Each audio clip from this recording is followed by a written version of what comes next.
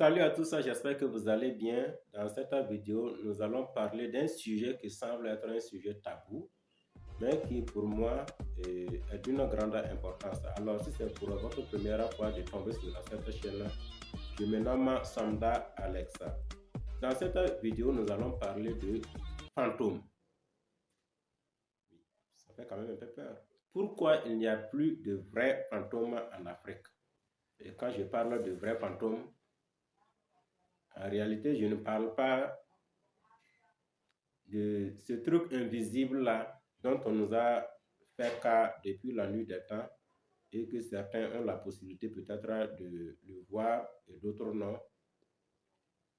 En réalité, le sujet est sous-jacent.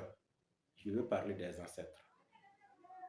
Mais nous allons utiliser le mot fantôme. Pourquoi il n'y a plus de vrais fantômes en Afrique? Alors, qu'est-ce qui m'a poussé à parler de ce sujet? C'est au vu et aussi de tout ce qui se passe dans notre société actuellement. Alors, on est entendre parler de cette possibilité ou de cette capacité de nos ancêtres à nous protéger. Et donc, avec le temps, dans notre croissance, on entendait parler de religion et donc de l'animisme, de religion révélée, patati patata. Et c'est justement en connaissance de ces sujets que je me suis rendu compte qu'il vaille la peine de parler de fantômes aujourd'hui. Pourquoi actuellement il y a tant de mots qui sévissent notre monde, notre société, alors qu'on se dit être dans une ère où il y a plus de développement, où l'industrialisation a encore pris de l'ampleur, où la capacité de l'être humain à inventer ou à améliorer ce qui a été déjà inventé est encore très très percutante. Mais que nous souffrons de quelques mots qu'on peut qualifier un peu de téméraires. Parce que si on essaie de voir ce que nos grands-parents vivaient, dans le temps, on nous parlait de famine, on nous parlait de catastrophes, on nous parlait de toutes sortes de catastrophes naturelles, séismes, volcans, ainsi de suite. Il y en avait assez. Actuellement encore, il y en a. Et ça ne s'est pas limité là. Il y a encore d'autres mots pires qui se produisent actuellement. On parle de djihadisme, de terrorisme, des termes, on ne sait même plus c'est sous quelle ère en fait on vit. Pourquoi est-ce que nous ne sommes plus couverts par ces puissances bienveillantes? Parce que tout simplement, il n'y a plus de vrais fantômes. Oui, ça fait un peu peur quand même de le dire. Mais en réalité, si vous voulez, la proportion des vrais fantômes a considérablement diminué par rapport à la proportion des faux fantômes.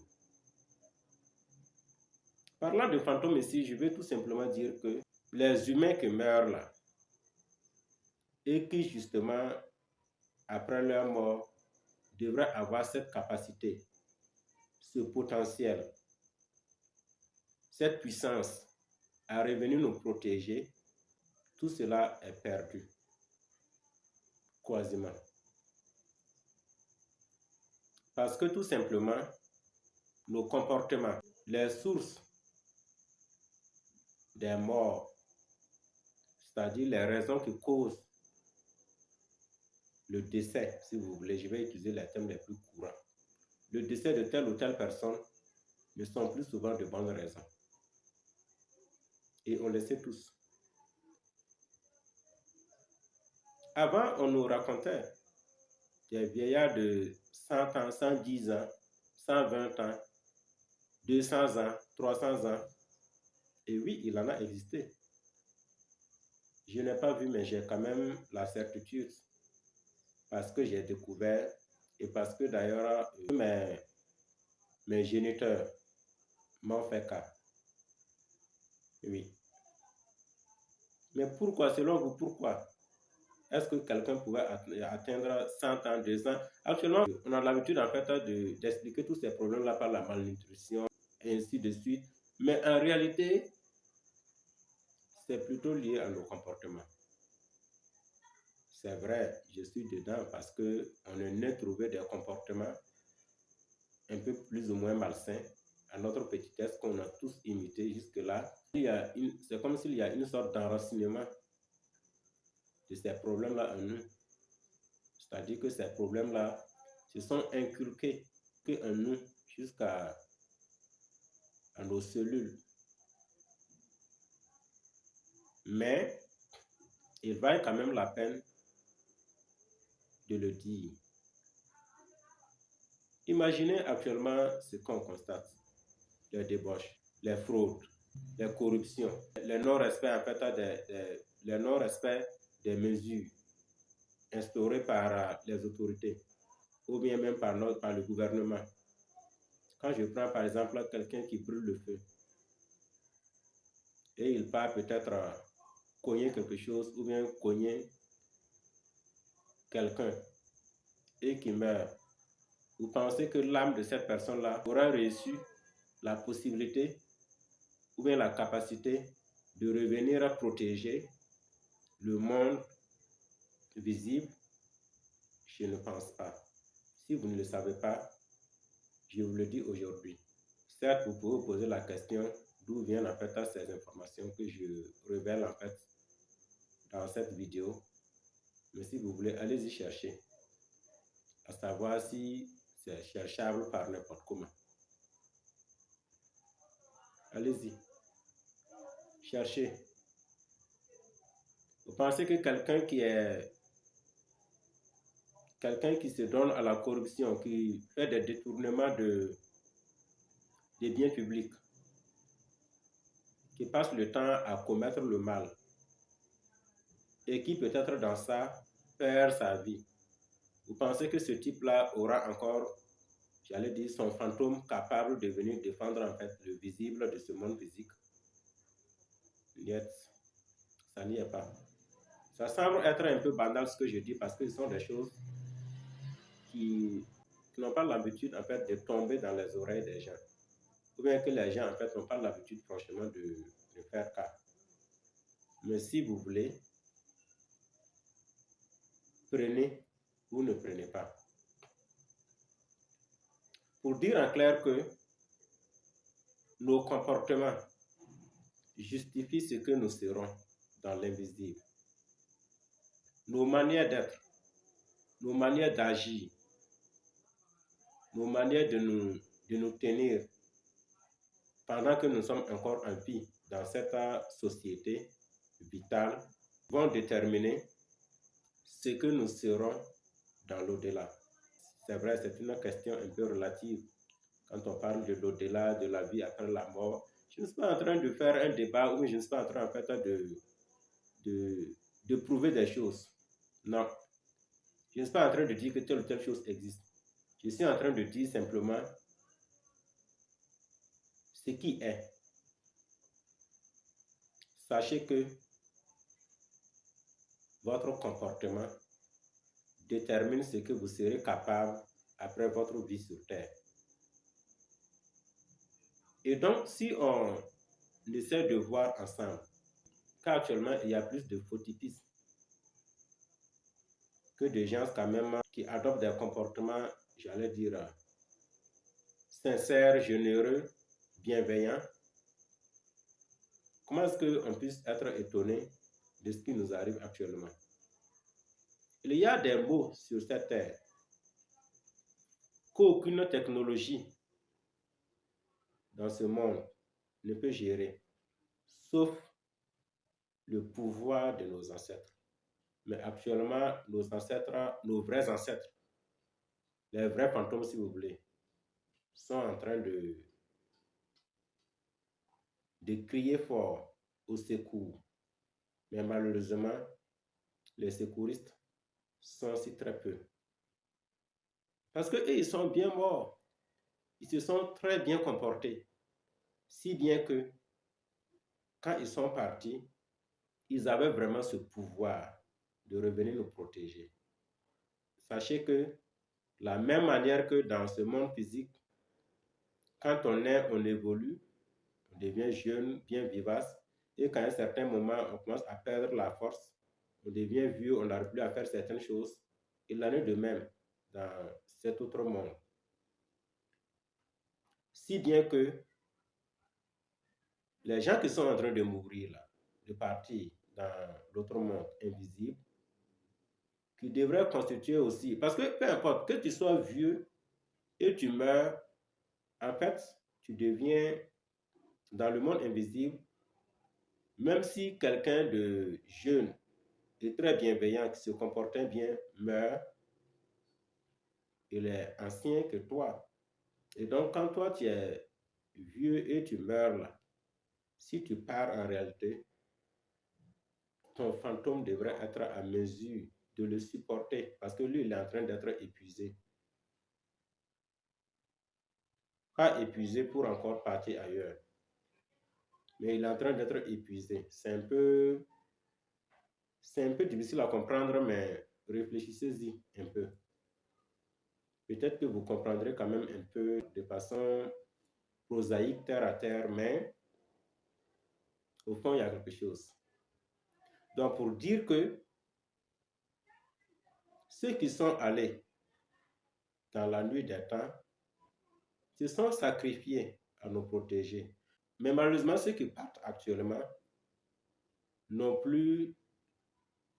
ils n'ont même plus cette bénédiction divine. C'est-à-dire que leur fantôme même, Dieu ne leur permet même pas de revenir en fait protéger le monde visible. Parce que ce qu'ils ont déjà produit sur cette terre avant d'y aller était tellement médiocre que Dieu leur dit, attention, ce type-là, si en étant dans ce monde physique, où il voyait même à quel point les gens étaient quand même secourables, et il ne l'a pas fait, il a contribué au traumatisme de toutes sortes. Si maintenant, en étant dans le monde invisible, je lui permets de revenir dans l'optique de protéger, mais attention, il sera un tyran très dangereux. Donc c'est pourquoi j'attire votre attention aujourd'hui. Il sera un peu difficile de comprendre en fait ces mots parce que ce n'est pas habituel, ce n'est pas courant, ce n'est pas aussi familier en tant que tel. Mais ayez le courage quand même d'entendre. Peut-être qu'avec le temps, vous saurez écouter. Et avec un autre temps, vous les aurez bien compris. Oui.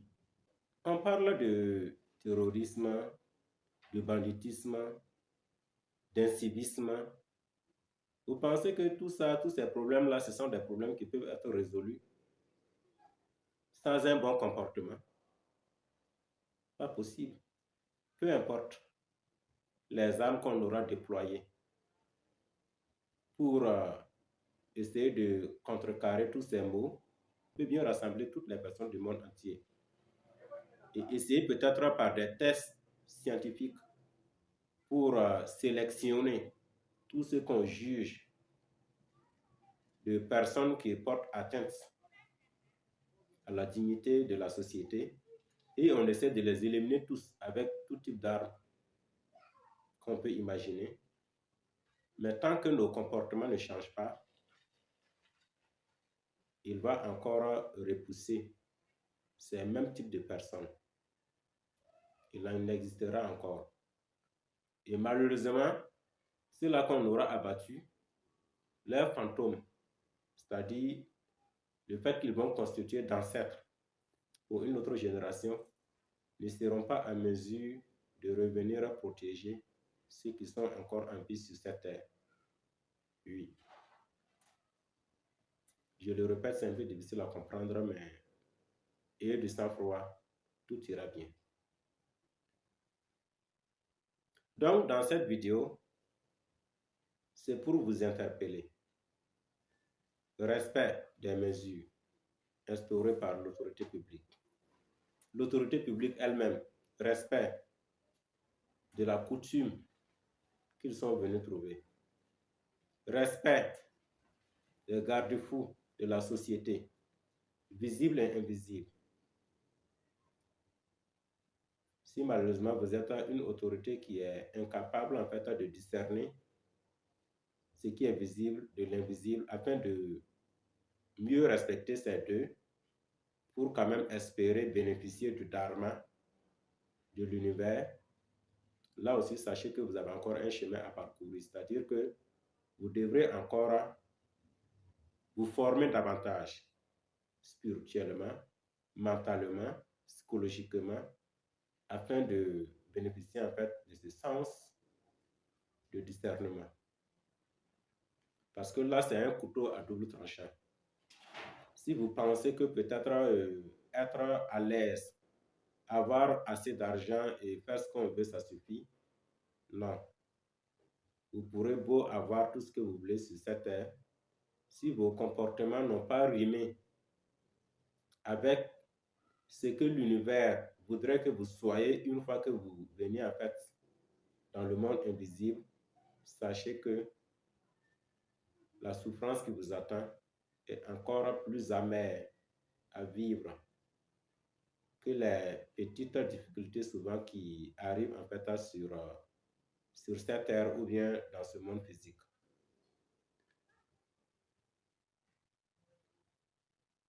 Ça semble être encore bizarre, difficile à comprendre, mais pensez-y un instant.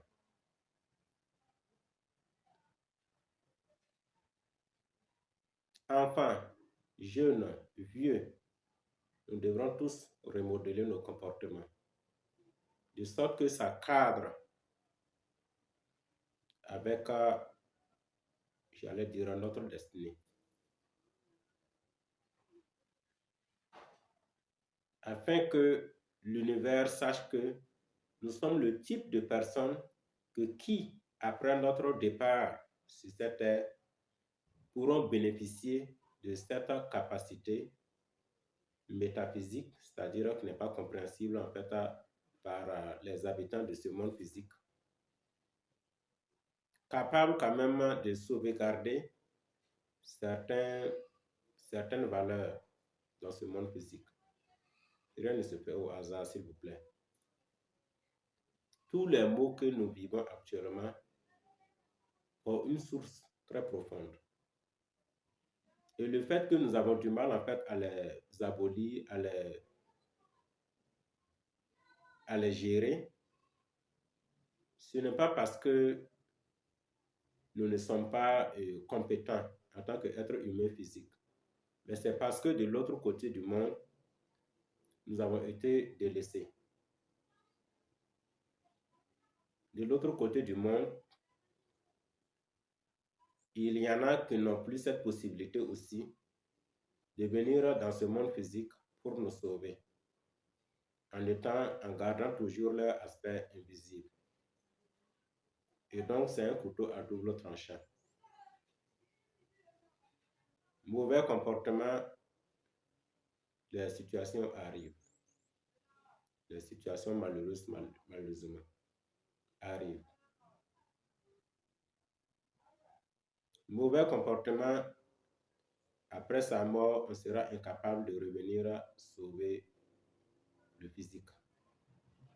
C'est-à-dire ceux qui sont encore dans ce monde physique. Mauvais comportement, on bénéficie de cette incapacité à se sauver soi-même en étant encore dans ce monde physique. Pensez-y un instant. C'est un peu dur à comprendre, hein? Mais quand même, je dirais que c'est aussi un peu simple dans la mesure où c'est nous qui sommes les sujets qui vivons ces situations pénibles, atroces, tendues, défaisantées. C'est dur pour nous. Donc ici, l'essentiel, ce n'est pas de chercher à amasser le maximum de biens sous prétexte qu'on veut se protéger, on veut être en sécurité, on veut être... Non. Il faut penser doublement. Certes, on peut bien les avoir, tout ce que nous voulons, mais est-ce qu'après notre mort, nous serons bien délégués à revenir en nous étant vêtus de notre forme invisible, mais sauver en fait ce monde visible? C'est surtout à ça qu'il faut penser. C'est très capital. Peu importe, vous pourrez beau avoir de biens, panoplie, en tout cas, bien vous satisfaire dans le monde physique. Mais parmi ces biens, il y a les biens humains, c'est-à-dire que vous aurez des progénitures, vous aurez des enfants, des petits-fils. Voulez-vous qu'après votre départ, que ces petits-fils jouissent bien de tout ce que vous avez bâti pour leur bonheur, ou bien voulez-vous qu'après votre départ, que tout disparaisse, ou qu'ils vivent du moins dans l'amertume devant tous ces biens que vous avez bâtis? Parce que tout dépendra de ce que vous serez à mesure de revenir sous votre forme invisible, faire au niveau ou à l'égard de ces fils, de ces petits-fils que vous avez laissés. Tout dépendra de cela. Serez-vous bénéficiaire de ce pouvoir, capable de revenir protéger vos progénitures? Oui ou non? Vous devrez y penser. Un instant au moins. Donc, chers auditeurs, il y a encore assez de choses à se dire. Mais étant donné que quand la parole est trop pleine de la bouche, elles finissent par devenir de la salive. Alors, on va s'arrêter là. Et si ces mots vous donnent quand même de l'enthousiasme, à réfléchir davantage, à faire une meilleure rétrospection, afin d'être une personne honnête, sincère et soucieuse surtout de l'avenir de ce pays et de ce monde physique surtout, alors je vous invite à vous abonner à cette chaîne. Non pas pour me donner une certaine popularité, mais pour en bénéficier davantage de ce qui peut être qualifié un peu de tabou et par conséquent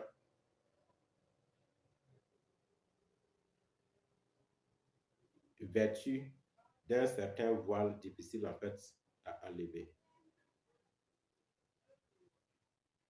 Je suis venu pour enlever ce voile.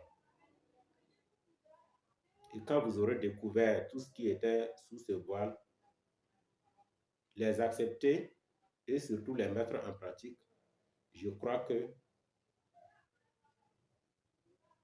vous saurez à tel point il en valait la peine. À vous de le savoir. Merci et à bientôt. Bye.